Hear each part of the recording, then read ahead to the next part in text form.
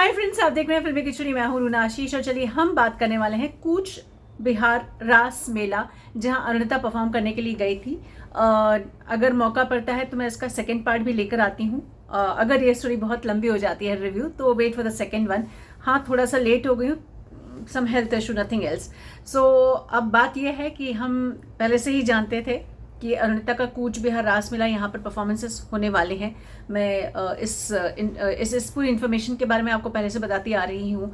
और इसमें मैंने ये भी बताया था कि इसमें कई और भी जाने पहचाने लोग दिखाई देने वाले हैं, जैसे सारेगामापा की राफा दिखाई देने वाली है। सारेगामापा जो इस बार के विनर हैं एल्बर्ट, उस मेले में दिखाई दिए हैं। साथ ही ये भी देखने में आया है कि कैसे इसमें मोहम्मद फैज़ भी है। हालांकि ये इन्फॉर्मेशन मेरे पास थी और पिक्चर्स भी आए थे और उसके लिहाज से मैंने स्टोरी बनाई थी, लेकिन जब कूच बिहार में अरुणिता पहुंची है,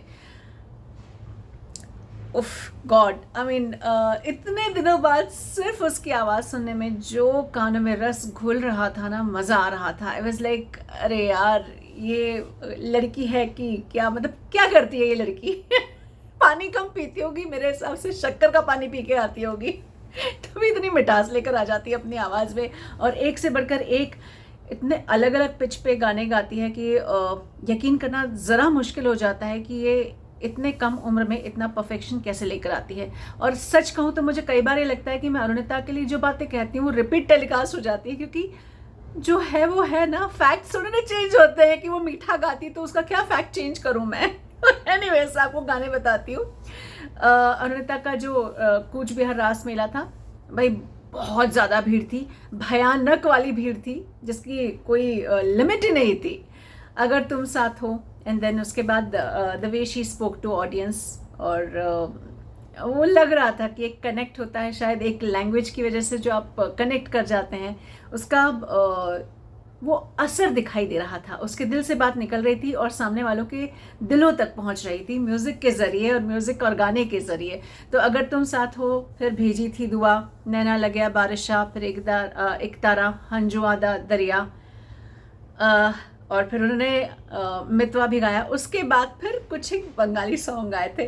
मैं सच बोल रही हूँ, बहुत समझ में नहीं आती है क्योंकि लैंग्वेज मेरी बहुत सुनी हुई नहीं है, लेकिन फिर भी वो जब गाती है ना बंगाली सॉन्ग्स, तो बड़ा मज़ा आता है यार। तो मैं हृदमा रखबो गाने, अगर मैं गड़बड़ बोल रही हूँ तो प्लीज़ माफ़ कीजिएगा। ये गाने में जो बंगाली सॉन्ग्स है, मैं अरुणिता की ज़ुबान से ही पहली बार सुन रही हूँ, तो मुझे बड़ा मज़ा आता है यार कि नए नए गाने उसकी वजह से मुझे सुनना मिल जाते हैं। खामोशियाँ गाया, फिर मौन मान जी रे, फिर जन्म जन्म, हमारी अधूरी कहानी, सुनो ना संगमरमर। आई लाइक दिस सॉन्ग, सुनो ना संगमरमर। और अरुणिता की आवाज़ में और डिफरेंट फील आता है। मैं बोल रही हूँ ना, गाने वही होते हैं, लेकिन जब वही गाना उसी शिद्दत के साथ कोई फीमेल, वो भी अरुणिता जैसी ब्रिलियंट सिंगर गाती है ना, तो मज़ा आता है सुनने में। ओके, फिर मज़े की बात है कि उन्होंने बंगाली वाला संगमरमर वाला सॉन्ग भी गाया, जो मुझे बड़ा अच्छा लगा।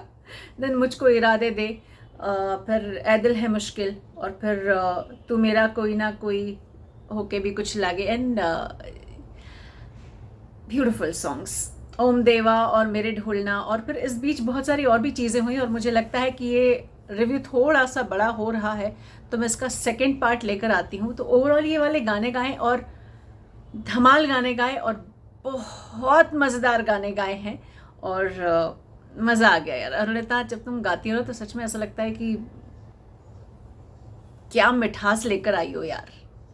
परफेक्शन है, जिस गाने के हिसाब से उसके आवाज़, उस हिसाब से अपने आप को मॉड्यूलेट भी कर लेती हूँ, लेकिन कहीं ना सुर छूटता है ना फील छूटता है।